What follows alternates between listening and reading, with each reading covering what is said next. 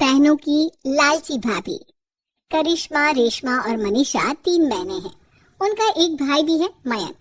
मयंक अपनी बहनों को बहुत प्यार करता है, लेकिन मयंक की पत्नी सविता इस मामले में मयंक से बिल्कुल ही अलग है।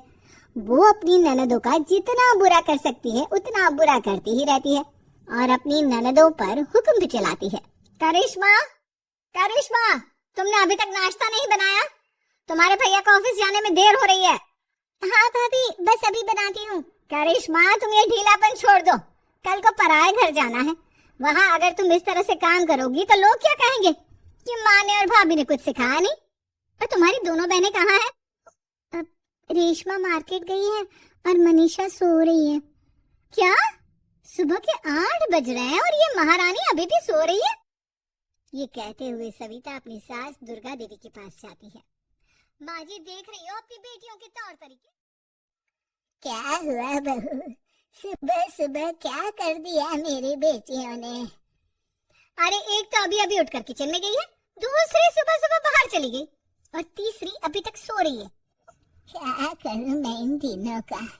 मैं तो परेशान हो गई हूँ। जा जाकर उठा उसे और रेशमा से मैं बात करती हूँ।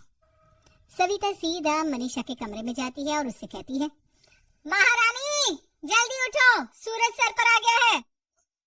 भाभी थोड़ी देर और सोने दो ना, मैं रात को लेट सोई थी। वो क्या ना यूनिट टेस्ट चल रहा है। शराफत से उठती है या नहीं, या फिर पानी की भरी बाल्टी डालूं तेरे ऊपर? नहीं नहीं भाभी, मुझे बिस्तर में नहीं नाना, उठती हूँ मैं। मनीषा जल्दी से उठकर बाथरूम में चली जाती है। सभी आराम से बैठकर नाश्ता कर रहे होते कि तभी रेशमा बाजार से हाथ में सामान लिए आ जाती है। रेशमा को देखते ही सविता उस पर बरस पड़ती है।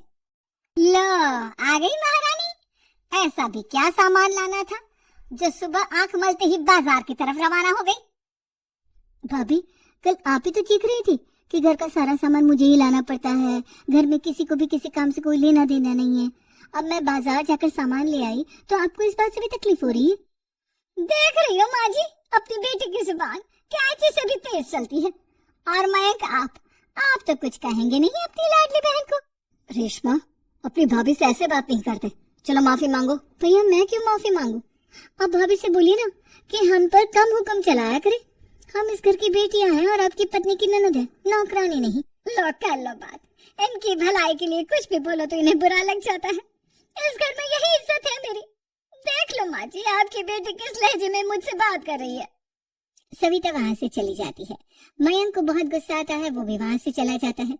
फिर करिश्मा रेशमा को समझाती है, रेशमा, तुम्हें भाभी से माफी मांग लेनी चाहिए थी ना।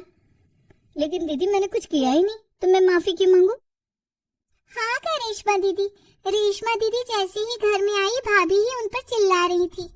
हाँ, मैं मानती हूँ कि गलती भाभी की थी। मैं तो इसलिए बोल रही हूँ कि भाभी ने माँ को तो पूरी तरह अपने वश में कर लिया है। वो हमारी बात सुनती ही नहीं। मयंक भैया हमारे लिए हमेशा खड़े रहते हैं, इसलिए उनकी बात का मान तो तुम्हें रखना चाहिए था ना। कोई फायदा नहीं दीदी, कुछ दिनों की बात और है, भाभी उन्हें भी हमारे खिलाफ भड़का देंगी। फिर वो भी माँ की तरह हमारी किसी बात का विश्वास नहीं करेंगे। इसी तरह सविता अपनी तीनों ननदों को किसी न किसी बात पर परेशान करती रहती थी। एक दिन मयंक अपनी तीनों बहनों के लिए गिफ्ट लाया। करिश्मा, ये तुम्हारे लिए हार का सेट। रेशमा, तुम्हारे लिए सुंदर सी ड्रेस। और मनीषा, तुम्हें किताबें पसंद है ना, तुम्हारे लिए किताबें लाया हूँ। थैंक यू भैया। थैंक यू भैया। थैंक यू भैया। करिश्मा, तुम्हारा नेकलेस कितना सुंदर है। ये भैया कहाँ से ले आए होंगे? मैंने भैया को 3 दिन पहले फोन पर ये डिजाइन दिखाया था और आज भैया ये ले आए। सविता तो अपनी ननदों के गिफ्ट्स देखकर जल गई और करिश्मा का नेकलेस तो उसे भी बहुत पसंद आया था। अपनी बहनों के लिए कितना अच्छा नेकलेस लेकर आए हैं, मुझे कभी कोई गिफ्ट नहीं दिया। मैं आज ही ये हार चुरा लूंगी। रात में सविता करिश्मा का हार चुरा लेती है और इसी तरह उसे अपनी ननदों की जो भी चीज अच्छी लगती वो उसे मांगती नहीं, बल्कि रात के अंधेरे में चुरा लेती। इसी तरह दिन बीतते गए और सविता ने मयंक के दिल में भी उसकी बहनों के लिए नफरत पैदा कर दी। एक दिन मयंक ने करिश्मा और रेशमा के लिए रिश्ता देखा और ये बात उसने घर में सबको बताई। माँ, करिश्मा और रेशमा के लिए बहुत अच्छा रिश्ता आया है। वो लोग कल इन्हें देखने आ रहे हैं। आप और सविता मिलकर सारी तैयारी कर लेना। ये सुनकर करिश्मा और रेशमा खुश हो जाती हैं, लेकिन सविता सोचती है, अगर इन दोनों बहनों की शादी हो गई तो घर और बाहर का काम कौन करेगा? मनीषा तो एक नंबर की कामचोर है, उससे तो किसी बात की उम्मीद लगाना ही बेकार है। मुझे इस शादी को रोकना होगा। अगले दिन सभी लड़के वालों के स्वागत की तैयारी करने में लगे होते हैं। तभी मयंक अपनी बहनों से आकर कहता है, तैयार हो गई तुम दोनों? देखो दोनों लड़के बहुत अच्छे हैं, मैं कोई कसर नहीं छोड़ना चाहता, इसलिए तुम उनके सामने अच्छे से बिहेव करना और अपनी भाभी से लड़ने मत लग जाना। करिश्मा, तुम वो नेकलेस पहन लो ना जो मैं तुम्हारे लिए लाया था। भैया मैं बहुत देर से वो नेकलेस ढूंढ रही हूँ लेकिन मुझे मिल ही नहीं रहा। क्या तुमने नेकलेस खो दिया? तुम्हें पता भी है वो कितना महंगा था? तुम कोई काम ढंग से नहीं कर सकती। मयंक गुस्से में वहां से चला जाता है। थोड़ी देर बाद लड़के वाले भी आ जाते हैं।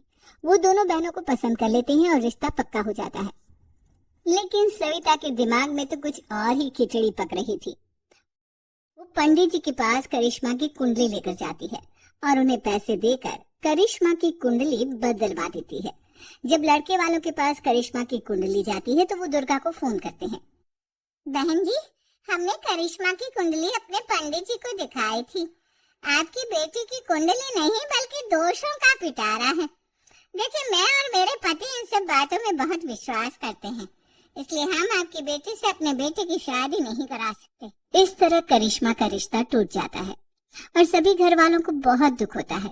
अब कविता सोचती है, चलो करिश्मा का तो रिश्ता टूट गया, अब रेशमा का भी रिश्ता तोड़ना है। क्या करूं? अब सविता आवाज बदलकर किसी अननोन नंबर से रेशमा की होने वाले ससुराल में फोन करती है। हेलो, मैं कौन हूँ कौन नहीं ये आपके लिए जानना जरूरी नहीं, बस इतना सुन लो कि रेशमा का 2 साल से किसी के साथ अफेयर चल रहा है। बस रेशमा का रिश्ता तोड़वाने के लिए सविता का इतना कहना काफी था। अब रेशमा का भी रिश्ता टूट गया।